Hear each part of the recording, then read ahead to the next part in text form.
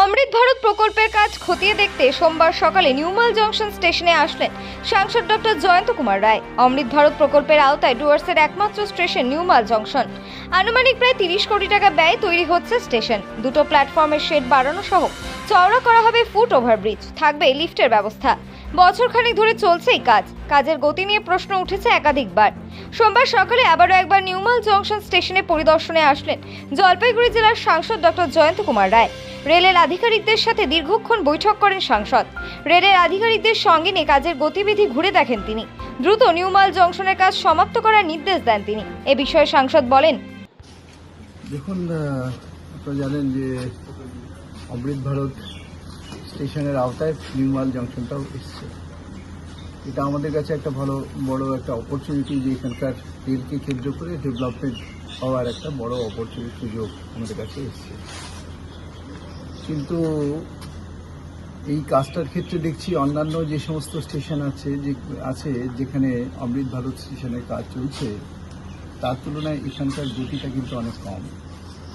তো এটা দেখে এটা জানতে পেরে আমি এখানকার যারা স্থানীয় যারা আমাদের নেতৃত্ব আছেন তারা আমাকে বারবার বলেছেন, দাদা কাজ করে উন্নতি একদম ঢিলেমি হচ্ছে, এখানে কাজ ঠিক মতো হচ্ছে না। তাই গত মাসে আমি এসেছিলাম যে কী অবস্থা দেখতে, কেন কাজ হচ্ছে না। এখানে একটা ডিপিআর নিয়ে একটা সমস্যা হচ্ছিল, কোনো একটা বিল্ডিং ভাঙা টাঙা ইত্যাদি, এখানে কি পাওয়া যাচ্ছে না, এরকম মানে টেকনিক্যালি কোনো একটা জায়গায় আটকে যাচ্ছিল। সেটা আমাকে আগেরবার বলেছিল, বলে ওটা কয়েকদিনের মধ্যে সলভ হয়ে যাবে, ওটাও আমাকে বলা হয়েছিল। তাই সেটা কতটা হয়েছে সেটাও একটা জানা, এবং আগামী কবে থেকে কাজ ঠিকমতো শুরু হবে সেটাও দেখা। আমি যা বলেছি সেগুলো ঠিকমতো করা হয়েছে কিনা, যেমন আপনার ওই পিপি সেটা দেখেছেন, ওখানে আগে কিন্তু ইনকমপ্লিট ছিল বা সেটা ঠিকমতো হচ্ছিল না। তো এরকমভাবে কাজটা কেন যাতে ডিলে না হয়, সেই জন্যই ওনাদেরকে আসতে বলেছি, যে কাজটা এতদিন কেন খুব হয়ে আছে, কাজটা যাতে র্যাপিডলি হয়, তাড়াতাড়ি যাতে অমৃত ভারত স্টেশনের কাজ সম্পন্ন হয় সেটাই বলে দেওয়া।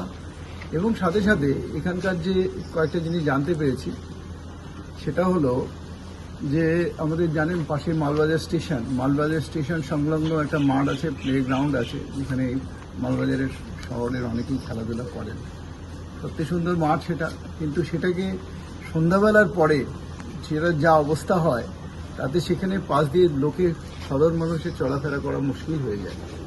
তো সেটাও আমাকে আমাদের স্থানীয় নেতৃত্ব যারা রাকেশ নন্দী, নবীন সাহা, এরকম যারা এখানকার লিডার, তারা আমাকে বারবার জানাচ্ছিলেন যে দাদা এটা কিন্তু একটা অসামাজিক কাজের একটা আখড়ায় পরিণত হয়েছে, সেটার বিরুদ্ধে ব্যবস্থা নেওয়া উচিত। তাই আমি রেলের কাছেও জানতে চাইলাম যে এই ব্যাপারে আপনারা কি স্টেপ নিয়েছেন এবং পুলিশ কি স্টেপ নিয়েছে।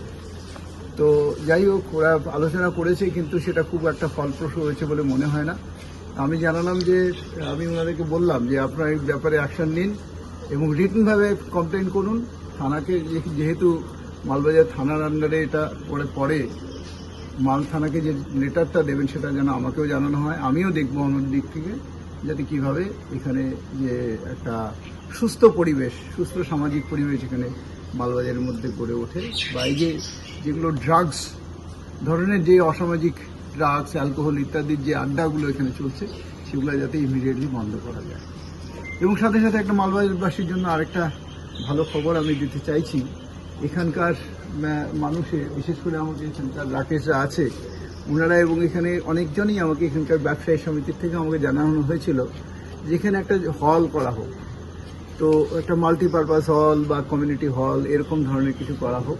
সেটা আমি রেলকে জানিয়েছি, রেলের আধিকারিক ডিআরএম সাহেবের সাথে আমার কথা হয়েছে, ওনারা ব্যাপারটাতে আগ্রহী হয়েছে।